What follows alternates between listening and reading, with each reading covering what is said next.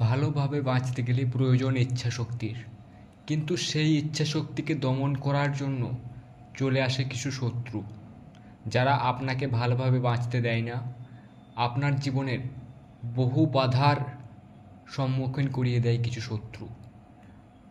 কিন্তু আপনি তার কিছুই করতে পারেন না, উল্টে তার দ্বারা আপনি বহুভাবে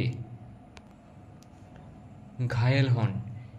সে আপনার সামনাসামনিও হতে পারে অথবা পিছনে পিছনে সে আপনাকে ক্ষতি করার চেষ্টা করেই থাকে, কিন্তু আপনি তার কিছু করতে পারেন না। কিন্তু এই কথাটি সম্পূর্ণ ভুল। এই একটি প্রক্রিয়ার মাধ্যমে আপনি তাকে সম্পূর্ণভাবে পঙ্গু করে দিতে পারবেন, তবে এটি কোনো খারাপ কাজে ব্যবহার করবেন না। তো এটি করার জন্য একটি প্রয়োজন একটি লেবু এবং একটি অস্ত্র, যার দ্বারা আপনার শত্রুটিকে কাটা হবে। এই শত্রুটি বললাম কারণ এই লেবুটির মধ্যে তার জীবন পুড়ে দেওয়া হবে এই লেবুর মধ্যে, এবং তারপর লেবুটিকে কেটে একটি চৌরাস্তার মোড়ে রেখে আসতে হবে। তাহলেই দেখবেন শত্রুর বিনাশ ঘটবে। সে আপনার কাছে আসবে যন্ত্রণায় কাতরাতে কাতরাতে। বিশ্বাস হচ্ছে না, তাই না?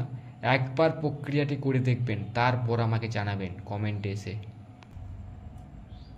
তো জেনে নেওয়া যাক প্রক্রিয়াটি আপনি কিভাবে করবেন।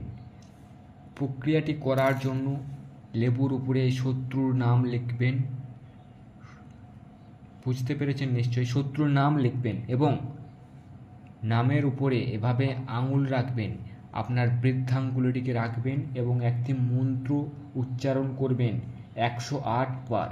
মন্ত্রটি হলো ওং ভিং খিং ভো মোহয় মোহয়।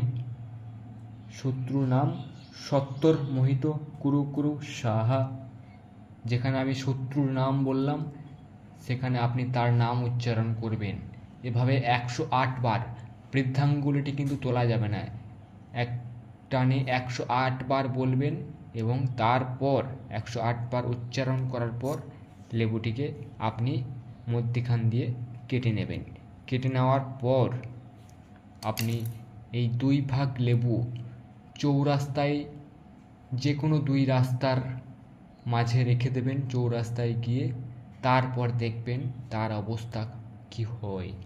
তো আবারও বলে দেওয়া হচ্ছে, কোনো খারাপ কাজে ব্যবহার করবেন না। সে যদি সত্যিই আপনার শত্রু হয়ে থাকেন তাহলে সে অবশ্যই ঘায়েল হবে এবং তার অবস্থা অনেক খারাপ হয়ে যাবে। তো চলুন আজকের ভিডিও এ পর্যন্তই। সুস্থ থাকুন, ভালো থাকুন, আর নিজের জীবনকে আরও সুন্দর করে তুলে দেওয়ার জন্য আমার এই চ্যানেলটিকে অবশ্যই সাবস্ক্রাইব করুন।